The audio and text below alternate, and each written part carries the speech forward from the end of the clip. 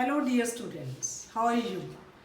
आज आप स्टार्ट कर रहे हैं next chapter circular flow of income. आमदन का चक्री प्रवाह। आमदन का चक्री प्रवाह किसी भी इकोनॉमी के जी आमदन है वो एक चक्कर के रूप में चलती रहती है वक्खो वक्खरे सैक्टर के। सब तो पहले आप देखते हैं स्ट्रक्चर ऑफ इकोनॉमी। इकोनॉमी की बनतर की है, इकोनॉमी के किहड़े सैक्टर्स होंगे ने। बेसिकली आप देखेंगे इकोनॉमी के 5 सैक्टर्स ने। House hold sector, producer sector, government sector, rest of the world and financial sector. साढ़े +2 के जो चैप्टर्स ने, जो सिलेबस है वो सिर्फ 2 सैक्टर इकोनॉमी है। 3 सैक्टर्स ने ये नहीं है। असी ये देखा 2 सैक्टर इकोनॉमी के आमदन का चक्री प्रवाह किस तरह चलता है। तो चक्री प्रवाह का मतलब की है, पहला आप डेफिनेशन पढ़ते हैं। Circular flow of income is the flow which shows receipts and payments of various sectors. कि है सर्कुलर फ्लो ऑफ इनकम की है जो वक्खो वक्खरे सैक्टर्स दियां रिसीट ते पेमेंट का फ्लो नूं शो करता है। It explains mutual interdependence among various sectors of economy in terms of goods, services, income, expenditure। ये वक्खो वक्खरे सैक्टर्स की आपसी जी निर्भरता है उन्होंने शो करता है। जोड़े सैक्टर्स ने कोई भी इस तरह नहीं है भी अलग अलग ने, इन्हों की आपस के डिपेंडेंस है, एक दूजे ते ये डिपेंड करते हैं। किहदे रूप दे विच? कोई इनकम के रूप, एक्सपेंडिचर, गुड्स, सर्विसेज। तो ये जोड़ा सर्कुलर फ्लो है ये सानू की शो करता? मनी फ्लो भी शो करता तो रीयल फ्लो भी शो करता है। हुण आपां देखांगे भी रीयल फ्लो की हुंदा है तो मनी फ्लो की हुंदा है। हुण आपां देखते हैं भी रीयल फ्लो की हुंदा। Real flow the flow of goods and services among different sectors. अलग अलग सैक्टर के गुड्स ते सर्विसेज के प्रवाह नूं आपां कहने आ रीयल फ्लो। ये की है, एक हाउस होल्ड सैक्टर होंदा, एक production sector. House hold sector जिस तरह कि आप सारे हाउस होल्ड सैक्टर चाहते हैं। प्रोडक्शन सैक्टर की होंदा? जो चीज़ों को प्रोड्यूस कर रहा फर्मा जिन्होंने गुड्स का प्रोडक्शन करनी है। तो पहला हाउस होल्ड सैक्टर अपने सर्विसेज देंदे ने in the form of land, labour, capital, entrepreneur.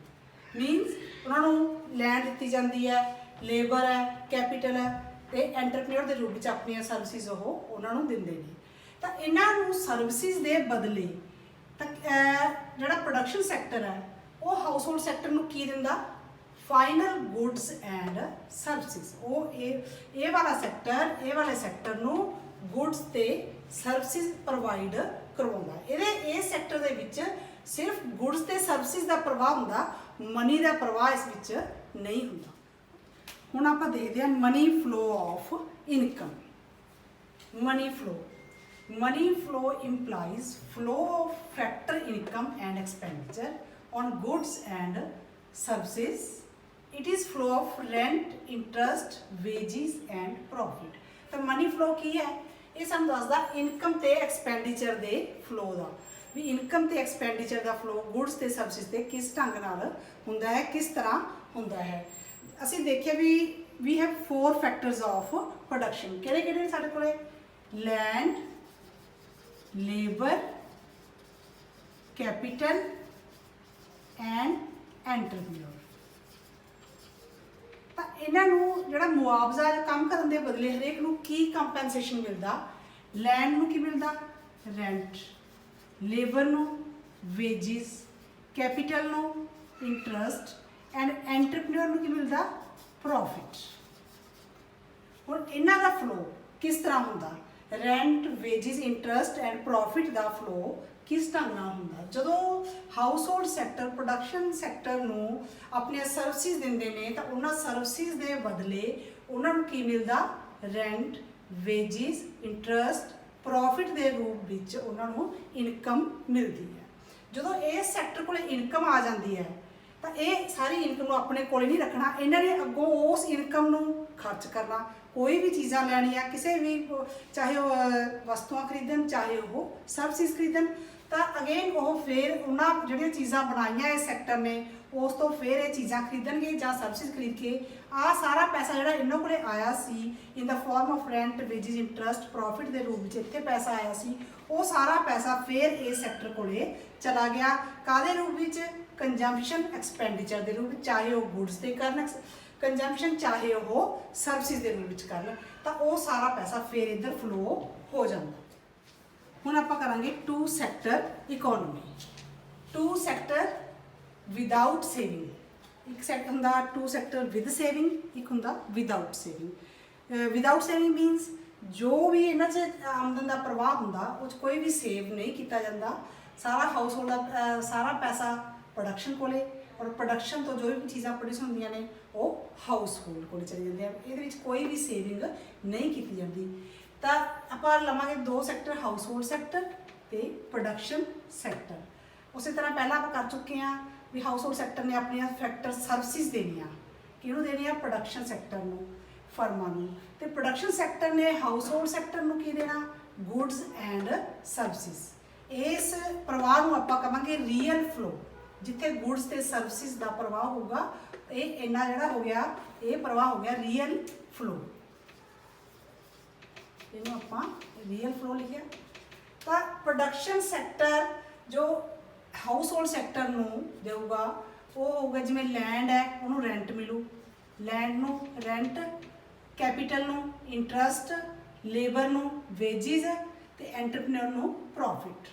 ਇਹਨਾਂ ਨੂੰ ਹਾਊਸ ਹੋਲਡ ਸੈਕਟਰ ਕੋਲੇ ਹਾਊਸ ਹੋਲਡ ਇਨਕਮ ਦੇ ਰੂਪ ਵਿੱਚ ਰੈਂਟ ਇੰਟਰਸਟ ਵੇਜਿਸ ਪ੍ਰੋਫਿਟ ਦੇ ਰੂਪ ਵਿੱਚ ਇਨਕਮ ਹਾਊਸ ਹੋਲਡ ਸੈਕਟਰ ਦੇ ਕੋਲ ਆ ਜਾਊਗੀ ਔਰ ਜੋ ਹਾਊਸ ਹੋਲਡ ਕੋਲੇ ਇਨਕਮ ਆਈ ਆ ਉਹਨੂੰ ਕੋਈ ਉਹ ਸੇਵ ਨਹੀਂ ਕਰਨਾ ਉਹਨਾਂ ਨੇ ਉਹੀ ਇਨਕਮ ਦਾ ਕੰਜ਼ੰਪਸ਼ਨ ਕਰ ਲੈਣੀ ਆ ਕੋਈ ਗੁੱਡਸ ਖਰੀਦ ਲੈਣੀ ਆ ਕੋਈ ਸਰਵਿਸਿਜ਼ ਲੈ ਲੈਣੀ ਆ ਤਾਂ ਉਹ ਸਾਰਾ ਪੈਸਾ ਫਿਰ ਪ੍ਰੋਡਕਸ਼ਨ ਸੈਕਟਰ ਕੋਲੇ ਚਲੇ ਜਾਊਗਾ।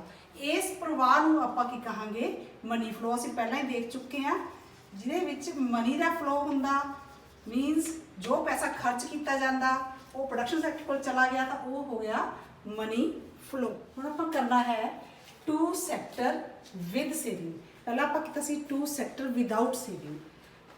ਵਿਦਆਊਟ ਸੇਵਿੰਗ ਵਾਲਾ ਜਿਹੜਾ ਹੈ ਉਹ ਵੈਸੇ ਆਮ ਜ਼ਿੰਦਗੀ ਵਿੱਚ ਘੱਟ ਹੀ ਹੁੰਦਾ ਨਹੀਂ ਹੁੰਦਾ ਕਿਉਂਕਿ ਹਰੇਕ ਇਨਸਾਨ ਜੋ ਥੋੜੀ ਬਹੁਤੀ ਸੇਵਿੰਗ ਕਰਦਾ ਹੀ ਕਰਦਾ ਹਰੇਕ ਸੈਕਟਰ 'ਚ ਵੀ ਦੋਨੇ ਸੈਕਟਰ ਨੇ ਪਹਿਲਾਂ ਉਹ ਹਾਊਸ ਹੋਲਡ ਸੈਕਟਰ ਤੇ ਪ੍ਰੋਡਕਸ਼ਨ ਸੈਕਟਰ।